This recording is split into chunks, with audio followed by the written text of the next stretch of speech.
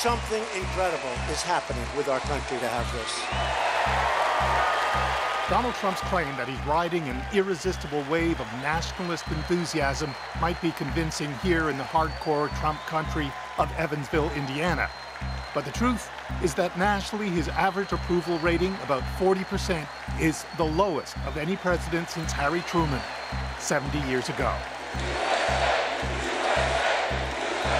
Plus, his devoted supporters are not the only team on the field this election season. Democrats don't have a standard bearer to rally around, so they find other ways to fire up their base.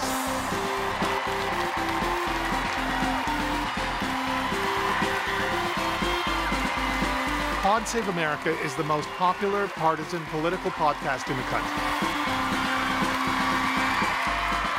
So we had some breaking news before we came on tonight. Thrown together after the 2016 election, it's become a magnet for anti-Trumpers, some of whom had no previous interest in politics, but regard Trump as a national emergency. The next focus we have is November, and we're going to register people to vote, and we're going to organize. It sells out shows like this right across America, even in Trump country. More than 1.5 million listeners tune in every week. We're surprised by the popularity as much as anyone. I think there's a lot of people after Donald Trump was elected president who were scared and confused, and they wanted to know, what can we do to fix it?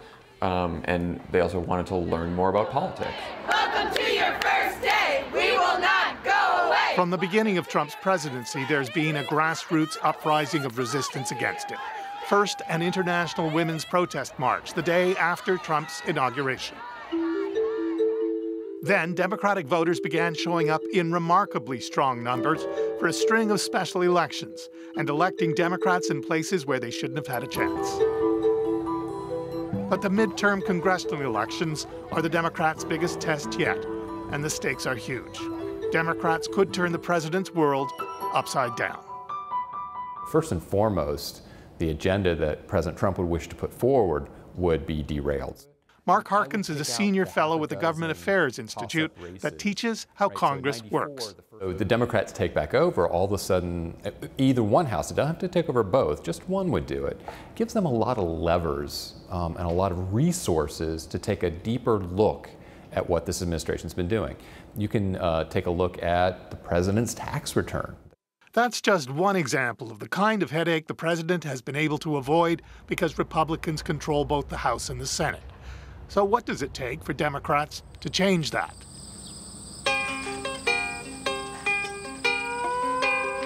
To win the House, Democrats have to pick up 23 more seats than they have now, and that means winning in places like Corn Country, Iowa. Here in Jackson County, where mixing a corn boil with politics is the most natural thing in the world, Democrats think they have a good shot at shucking their Republican congressman and replacing him with one of their own. So do party bigwigs in Washington. Rising stars such as Eric Swalwell are dropping in at little events like this to give some heft to the campaign. I see you on MSNBC all the time. I'm addicted to NBC. It's like getting us through all of it. It's like getting us all through this right now. And and everybody is just so sad, we hate that man so bad, and it's terrible. Swalwell is a California congressman known for regularly running down Donald Trump on the cable TV news shows. But here, in a toss-up district where feelings about Trump may be mixed, his advice to Democrats is don't make a big deal out of opposing the president. We need to do all we can to work with the president where he's workable. So if he wants to pass infrastructure, the DREAM Act, background checks, reduce prescription drugs, we should pass that immediately, put it on his desk. He's here to stump for the local candidate, Abby Fickenauer. I'm running for Congress because this is personal. Fickenauer has some political experience under her belt. She's a member of the state legislature.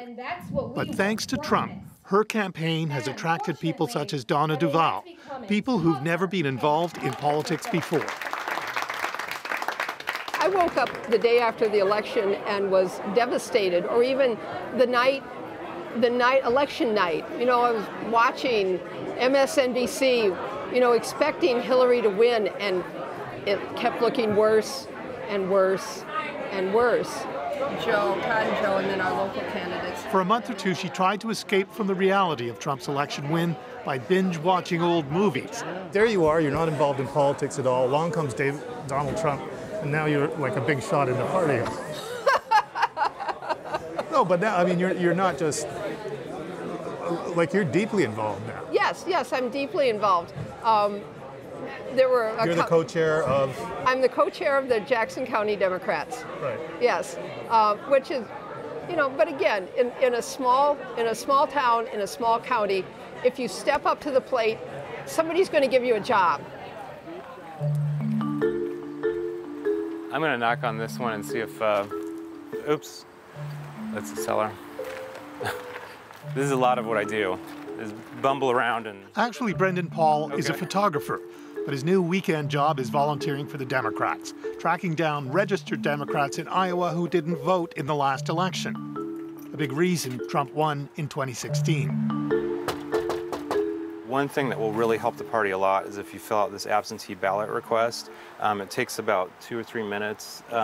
And this, what it does is a couple things. It will get you a ballot mailed to you about a month before November, make it a lot easier for you to vote. 9:59 is our next, so that would be back on the odd side. Like Donna Duvall, Paul has never been involved in politics before, but his distress at the Trump presidency has brought him off the sidelines and into the game. It's fun to engage with people on doors and incite that energy in them and feel that, because people are excited, people that haven't really cared for a long time. So I think it's going to be big. I hope it is, at least. Democrats pretty much have to win here in Iowa's 1st district if they're going to take back the House of Representatives. But it looks good for them. The same cannot be said of their chances of winning back the Senate. Okay, we got to talk about the Senate. What are the chances that the Democrats could win that House? The chances for the Democrats to take over the Senate are not zero. Right. But they're not enough to actually bet the car on. I mean, there are an awful lot of seats that they have to defend where Donald Trump was winning by large amounts. Look at West Virginia. Trump won by 40%. Joe Manchin as a Democrat, is trying to hold that seat. And the Republicans are only trying to protect 8 seats this time. And so there aren't that many pickup opportunities. And some of those are in places like Wyoming and Idaho, which just are not going to vote for Democrats. So while it's possible it's going to take the running of the table and having very unusual wins in southern states probably to make the difference. Very unusual wins means thinking about a Democrat winning a Senate seat here. This is Mississippi. Last time voters elected a Democrat to the Senate from here was in 1982, and he wasn't a black man. You know, when 2% of the population of America... Mike Espy aims to change all that in part by boosting African-American turnout. So we've looked at the turnout models. We know where these voters are in Mississippi. We know which ones have not voted since President Obama. If it sounds too crazy to think a Democrat could win here, consider what happened in Alabama last year. Democrat Doug Jones won a tight race for Senate where no Democrat had won since 1992. The African-American vote was the key to it, and so was a media strategy that reached out to Republicans tired of the chaos in Washington. Campaign veteran Joe Trippi directed the Alabama media strategy.